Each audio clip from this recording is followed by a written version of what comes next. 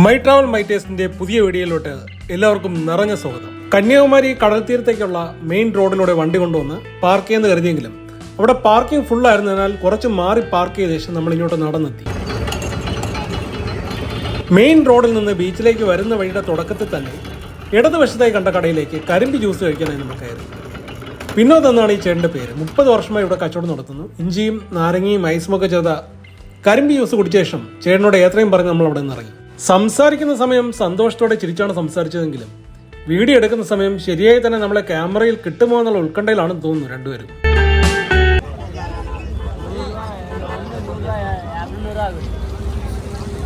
മുൻപൊക്കെ ഇത്രയും മാലകളും മറ്റും വഴിയരികിൽ കച്ചവടത്തിനുണ്ടായിരുന്നു എന്നൊരു സംശയം. മഹാത്മാഗാന്ധി സ്മൃതി മണ്ഡപം, കാമരാജ് മണിമണ്ഡപമൊക്കെ കണ്ടതിനു ശേഷം കന്യാകുമാരി ക്ഷേത്രം ലക്ഷ്യമാക്കി നമ്മൾ നടന്നു.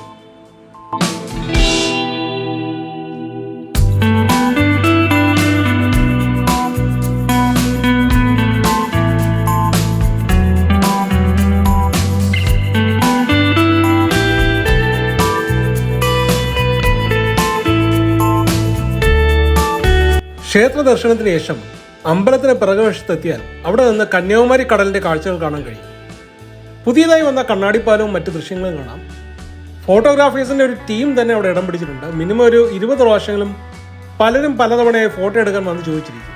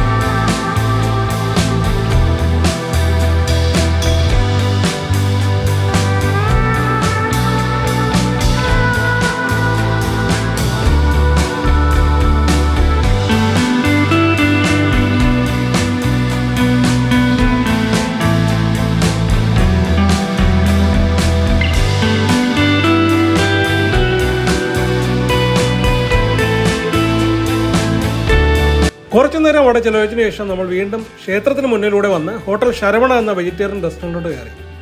കണ്ണാടിപ്പാലത്തിലെ ലൈറ്റെല്ലാം കണ്ട് തിരിച്ചു വന്നതിന് ശേഷമുള്ള ഇതിന് മുന്നിലെ ദൃശ്യവും ഇവിടെ പങ്കുവച്ചിട്ടുണ്ട്. ഇവിടെ വാഷ് ബേസിൻ ഏരിയയും വാഷ്റൂമും ഉള്ള സ്ഥലത്ത് ക്ലീനിങ്ങിനായി സ്ഥിരമായി തന്നെ ഒരു സ്റ്റാഫിനെ വെച്ചിട്ടുണ്ട്. എല്ലാം നല്ല വൃത്തിയായിട്ടാണ് ഉള്ളത്. നടുക്ക് നോൺ എ സിയും ഇടതും വലതും AC റൂമുകളുമാണ്. ഇടതും വലതുമുള്ള AC റൂമുകൾ ഫുള്ളായിരുന്നു.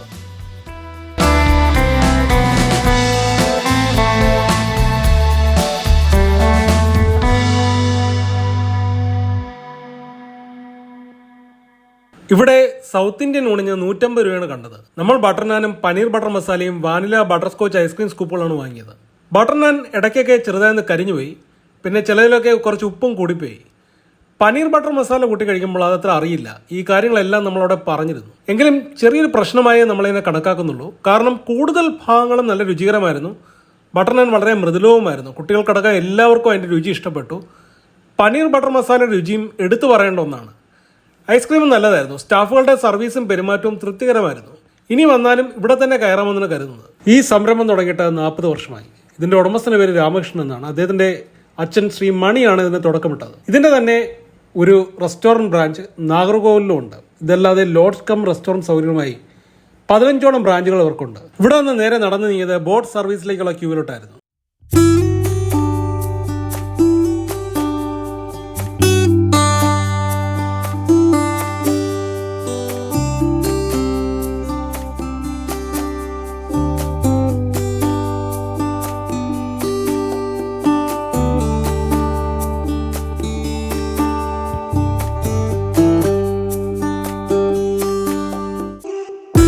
ആദ്യം ഈ ക്യൂവിൽ നിൽക്കുന്നതിന് മുമ്പായി ഇതിൻ്റെ അറ്റം വരെ ഒന്ന് പോയി നോക്കുന്നത് നല്ലതായിരിക്കും. എന്നിട്ട് അവിടെ നിൽക്കണോ വേണ്ടയോ എന്ന് തീരുമാനിക്കാൻ. ക്യൂവിൻ്റെ അവസാനം ഒരു ശിക്ഷ പോലെ, ഒരു തടവറ പോലുള്ള സ്ഥലത്ത്, ഇഷ്ടിക പോലെ കെട്ടിയിരിക്കുന്ന സ്ഥലത്ത് നിൽക്കണം. ഒരു പ്രാവശ്യം നിന്ന അനുഭവമുണ്ട്. പെട്ടുപോയി. മോള് കുഞ്ഞായിരുന്നു ആ സമയം. ചൂട് കാരണം കൊച്ചു വലിയ കരച്ചിലൊക്കെ ആയിരുന്നു. നോർമൽ ക്യൂവിന് 75 രൂപ, സ്പെഷ്യൽ ക്യൂവിന് 300 രൂപയാണ്. കുറച്ചേരം ആലോചിച്ചു നോർമൽ ക്യൂവിൽ നിൽക്കണോ വേണ്ടതെന്ന്. കുറേ നേരം നിന്ന് ടിക്കറ്റൊക്കെ എടുത്ത് അവിടെ ചെല്ലുമ്പോഴേക്കും ഗ്ലാസ് ബ്രിഡ്ജ് അഥവാ കണ്ണാടിപ്പാലത്തിൽ കയറാനുള്ള സമയം കഴിഞ്ഞേക്കാം. അതുകൊണ്ട് സ്പെഷ്യൽ ടിക്കറ്റ് എടുത്ത് അകത്ത് കയറി. സ്പെഷ്യൽ ടിക്കറ്റ് എടുത്ത ശേഷം നടക്കുന്ന ഈ വഴിയും ശ്രദ്ധിച്ചേക്കണേ. തെന്നാൻ സാധ്യതയുണ്ട്. സ്പെഷ്യൽ ക്യൂവിലും ക്യൂ നിൽക്കേണ്ടി വന്നേക്കാം. നമുക്ക് അധിക സമയം നിൽക്കേണ്ടി വന്നില്ല.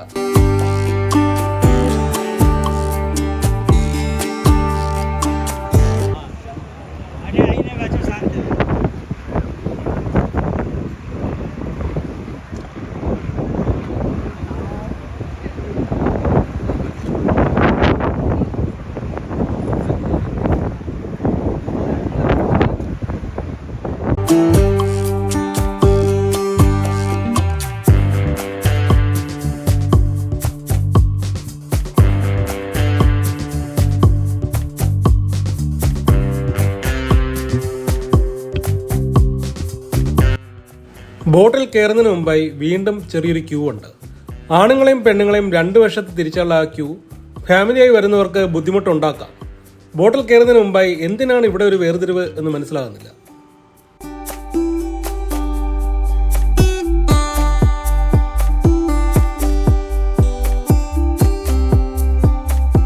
നമ്മുടെ ബോട്ട് അതാ കരയ്ക്ക് അടിഞ്ഞിട്ടുണ്ട്. ഈ കമ്പി കെട്ടിയിരിക്കുന്ന വഴി കണ്ടല്ലോ, അതുവഴി വേണം തിരിച്ചു പോകാൻ. അതുവഴിയും കുറച്ച് ആൾക്കാർ ബോട്ടിൽ കയറാൻ വരുന്നത് കണ്ടു.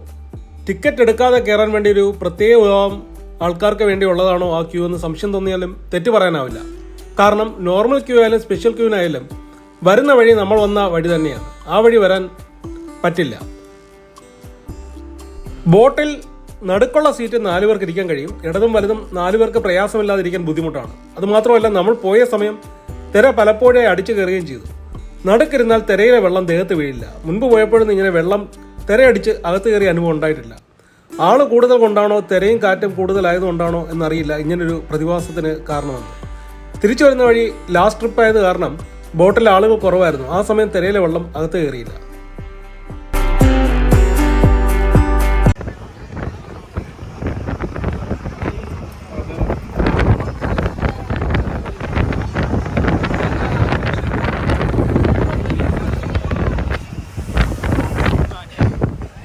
ഇവിടെ വിവേകാനന്ദ റോക്ക് മെമ്മോറിയൽ കയറാൻ വീണ്ടും കാശ് കൊടുക്കണം. സ്പെഷ്യൽ ടിക്കറ്റ് എടുക്കുന്നവർക്കായാലും ഇത് ബാധകമാണ്. എനിക്ക് മനസ്സിലാകാത്തത്, ഈ കടലിൽ നമ്മൾ ഇങ്ങോട്ട് ബോട്ടിൽ വന്നിട്ട് വിവേകാനന്ദ പാറയിലല്ലാതെ എങ്ങോട്ട് പോകാനാണ്. അപ്പോൾ അതിന്റെ 30 രൂപ ചേർത്ത് അവിടെ ടിക്കറ്റ് തന്നാൽ എന്താണ് കുഴപ്പം? പ്രധാനപ്പെട്ട ഒരു കാര്യമെന്തെന്നാൽ നോർമൽ ക്യൂവിലും സ്പെഷ്യൽ ക്യൂവിലും നിൽക്കാതെ കമ്പിവേലി വഴി വരുന്നവർക്ക് തികച്ചും സഹായകരമാണ് ഈ സംവിധാനം. ഒരു തമാശ ഇവിടെ എഴുതി വെച്ചിട്ടുണ്ട്: റോക്ക് മെമ്മോറിയൽ കയറാൻ സ്പെഷ്യൽ ടിക്കറ്റ് വാലിഡ് അല്ല, entry on rock all are equal എന്ന്. തുല്യതയ്ക്ക് മാതൃക കാണിക്കാൻ ഇതിൽ പരം മഹത്തായ വാക്കുകൾ വേറെന്തുണ്ട്?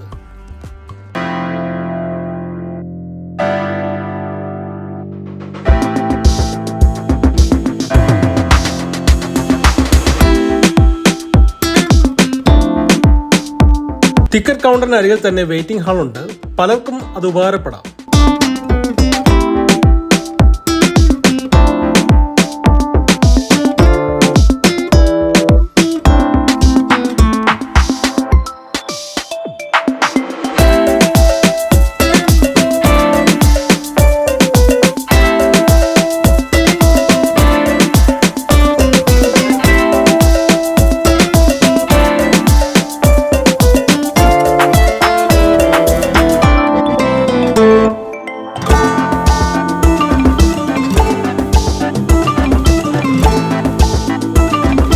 ചെരുപ്പ് സൂക്ഷിക്കുന്നതിന് പ്രത്യേകിച്ച് ഫീസൊന്നും ഇല്ലെങ്കിലും അവിടെ നിൽക്കുന്നവർ എന്തെങ്കിലും തന്നാൽ കൊള്ളാമെന്ന രീതിയിൽ അഭ്യർത്ഥിക്കുന്നുണ്ട്. വേണമെങ്കിൽ കൊടുക്കാതെ ഇരിക്കാം.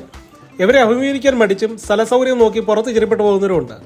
അവർ കുറച്ച് പൈസ കൊടുത്താലും കുഴപ്പമില്ല, ചെരുപ്പ് അവിടെ കൊടുത്തിട്ട് പോകുന്നതാണ് കൂടുതൽ സുരക്ഷിതമെന്ന് കരുതുന്നു. ടോക്കൺ ഇല്ല, പകരം അവർ ചെരുപ്പ് വയ്ക്കുന്നതിന്റെ അറയുടെ നമ്പർ പറയും. അതൊന്ന് നോട്ട് ചെയ്ത് വയ്ക്കാൻ വിട്ടുപോകരുത്.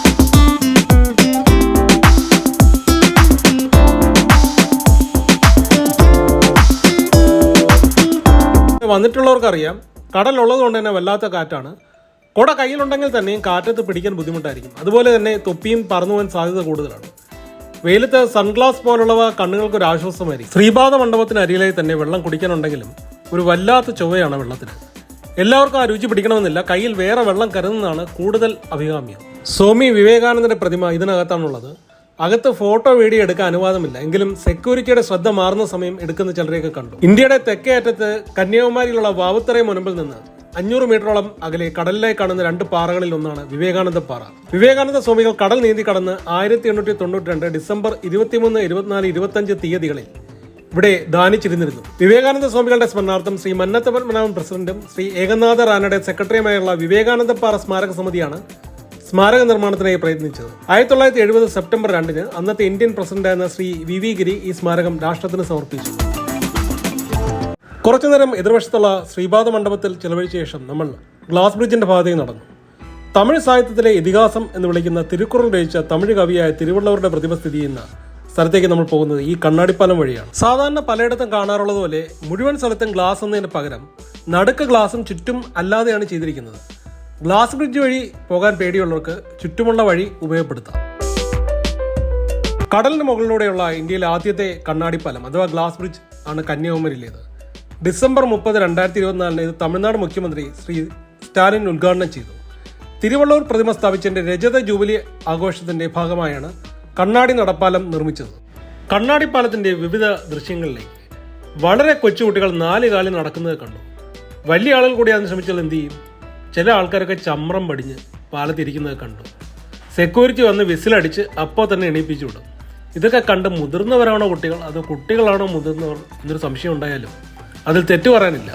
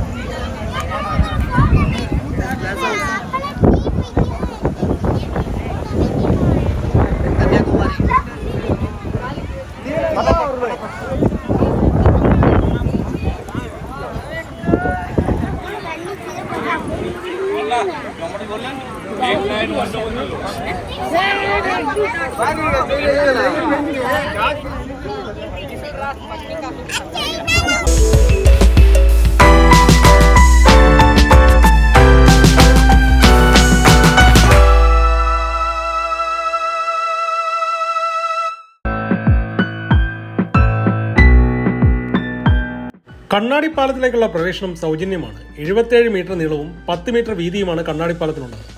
37 കോടിയാണ് ഇതിന്റെ മുതൽ മുടക്ക്.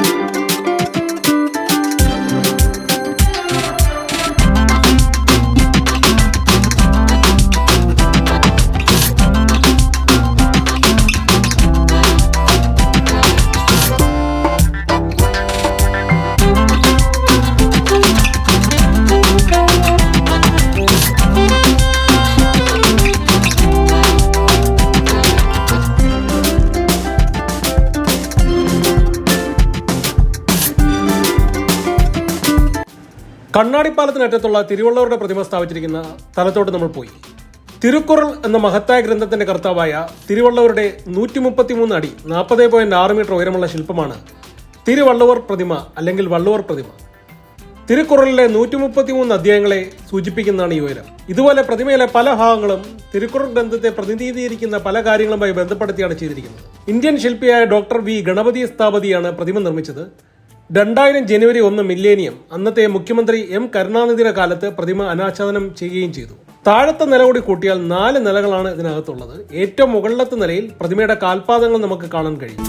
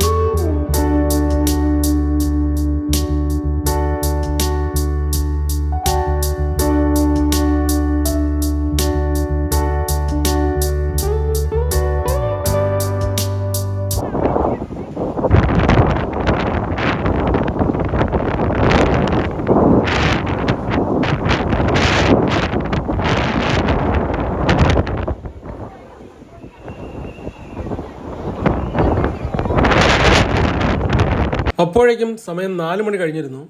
അവിടെ നിന്ന് ഇറങ്ങാനുള്ള സമയമായി.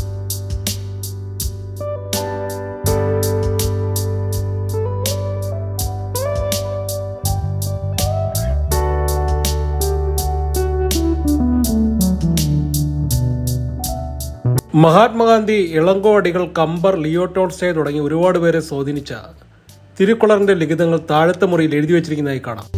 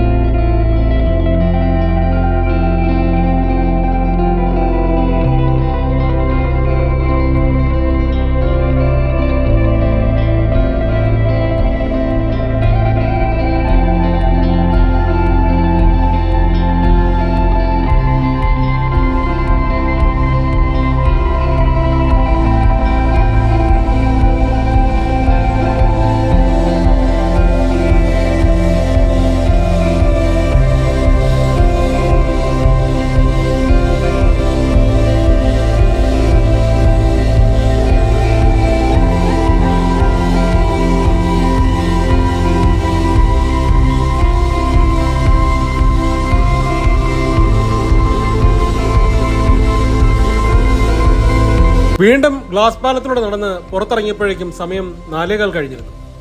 ഒരുപാട് പേർ അപ്പോഴും അകത്ത് കയറാൻ വേണ്ടി കാത്തു നിൽക്കുന്നുണ്ടായിരുന്നു. അവരെ ഒന്നും തന്നെ കയറ്റിവിട്ടില്ല.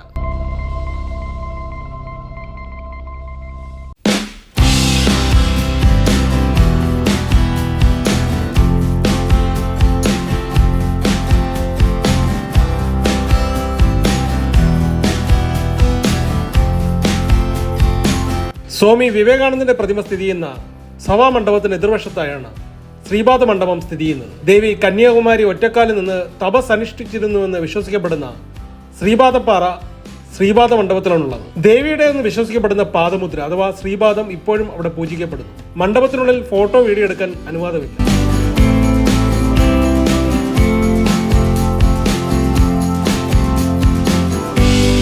എപ്പോൾ ഇവിടെ വന്നാലും കാഴ്ചകൾ കണ്ട് വീണ്ടും വേറെ സ്ഥലങ്ങൾ കാണാൻ പോവുകയാണ് ചെയ്തത്. പതിവിന് വിപരീതമായി കുറേ നേരം ഇവിടെ തന്നെ ഇരുന്ന് അവസാനം പോകാം എന്ന് തീരുമാനിച്ചാണ് കുറേ നേരം ഇവിടെ തന്നെ ചെലവഴിച്ചത്.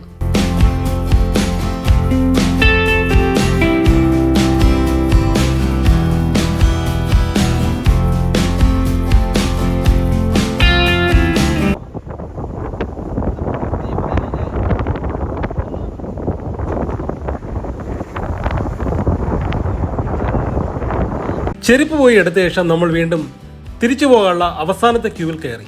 ഒരു പരിധിവരെ സൂര്യാസ്തമനം കണ്ടു എന്ന് പറഞ്ഞാലും തെറ്റില്ല. പൂർണ്ണമായി കാണാൻ കഴിഞ്ഞില്ലെങ്കിലും കണ്ടത് വളരെ മനോഹരമായി.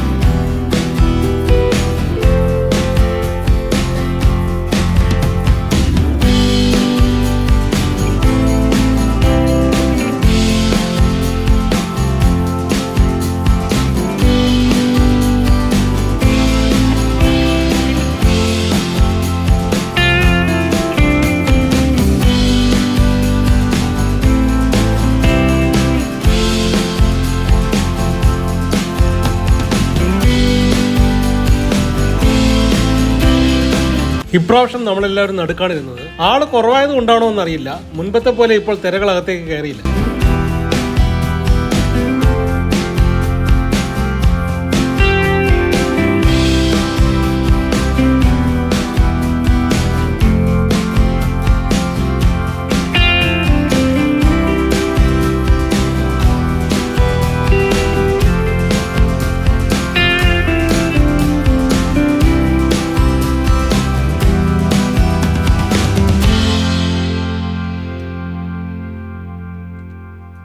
അവസാനത്തെ ബോട്ടിലാണ് നമ്മൾ കയറിയത്. ബോട്ടിൽ നിന്ന് ഇറങ്ങി തിരിച്ചു വരുന്ന വഴി നമ്മൾ ഇടതുവശത്തോടെ കയറി. അവിടെ നിന്നാൽ എതിർവശത്തുള്ള വിവേകാനന്ദ പാറയാണ്. അവിടെ തെളിഞ്ഞ ദീപങ്ങളും ലേസർ ഷോയും കാണാം. സമയം കഴിയും തോറും അവിടുത്തെ പ്രഭാവലയം കൂടിക്കൂടി വരുന്നത് അനുഭവപ്പെടാം. എങ്കിലും നിൽക്കുന്നതിനൊരു സമയപരിധിയുണ്ട്. അരമണിക്കൂറിൽ കൂടുതൽ സമയം അവിടെ ചെലവഴിച്ച ശേഷം നമ്മൾ അവിടെ നിന്ന് ഇറങ്ങി. വിചാരിച്ചിരുന്നതിനേക്കാൾ മനോഹരമായ കാഴ്ചകളാണ് അവിടെ കണ്ടത്. മനസ്സും ഹൃദയവും നിറഞ്ഞാണ് അവിടെ നിന്ന് ഇറങ്ങിയത്.